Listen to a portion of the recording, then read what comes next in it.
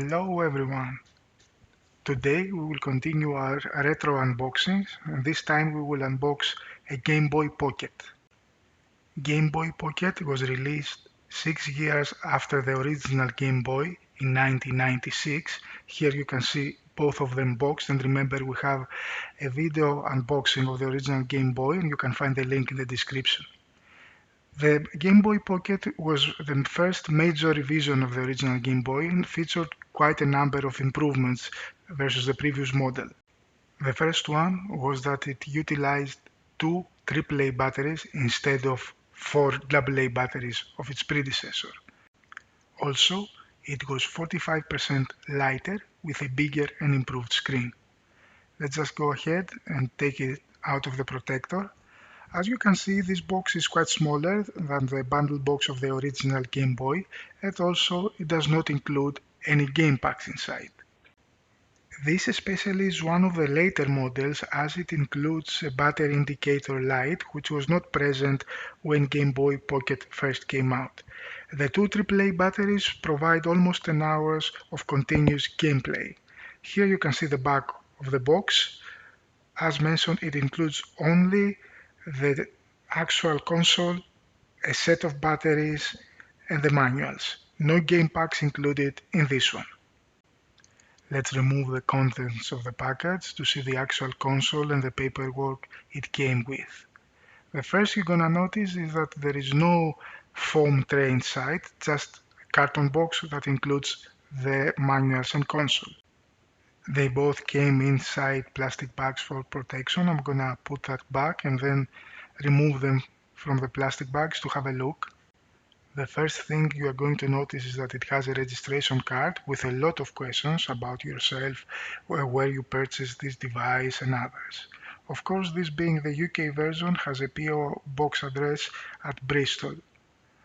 We can now go ahead and have a look at the actual console manual. Now this is quite similar to that of the original model. It has a seal of quality, the features of the console, how to put the two AAA batteries inside, how to connect it. It has a new type of cable that needs an adapter in order to work with GameLink, and also some extra notes about safety, how to power it on, etc.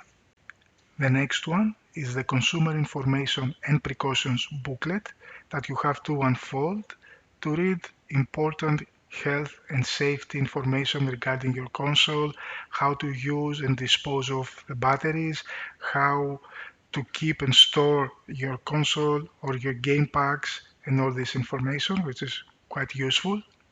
The next one is a small brochure informing consumers about the service line for Game Boy owners, Nintendo 64 and Super Nintendo, and this of course is the UK helpline that you can call for any problems you may have with your console or games, and a big poster promoting some of the main games that you can buy for the Game Boy. The big hits, let's say, you can find Wario, you can find Tetris, Zelda here, Mario Brothers, Donkey Kong, and on the other side it's also some games that you can purchase, let's say AAA games that came out for the Super Nintendo that was quite hot during the period that Game Boy Pocket was in the market. Moving on to the actual handheld, the first thing you're going to notice is that it is much lighter than the original Game Boy. Here is the slot where you can put those two AAA batteries. This is another extremely well made console by Nintendo. Here you can find the contrast adjustment. On the top it's the on-off button. On the bottom it's the headphone jack and DC input. And on this side is the game link and the volume adjustment. Ergonomically, it follows the footsteps of its predecessor with excellent placement of the D-pad and buttons. I will now go ahead and put those two AAA batteries inside in order to test it. As already mentioned, the biggest difference with the original Game Boy is that the Pocket has a better screen. This is a true black and white LCD screen when compared to the greenish pea soup of the original. What is also very important to notice is that it lacks any ghosting effects that were present in the original Game Boy screen. If you have played on the original Game Boy, then you know what I'm talking about. Ghosting is that shadow of the sprite that seems to follow your characters around where you play. And in order to have a better understanding of the quality of the screen, I'm going to split the screen of the video to have both the Game Boy Pocket and the original Game Boy playing the same cartridge to see the difference on the screens. And here you can see them head to head playing the same Simpsons game. Now don't get me wrong, I love the original Game Boy, it has a lot of nostalgia for me, but all in all, the Game Boy Pocket screen is much better. It has better quality, better movement of the sprites, no ghosting, and overall it looks amazing, both on the sprites and backgrounds.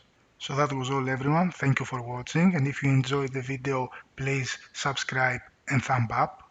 And be sure to check out our other unboxing videos, I'm going to have the link in the description.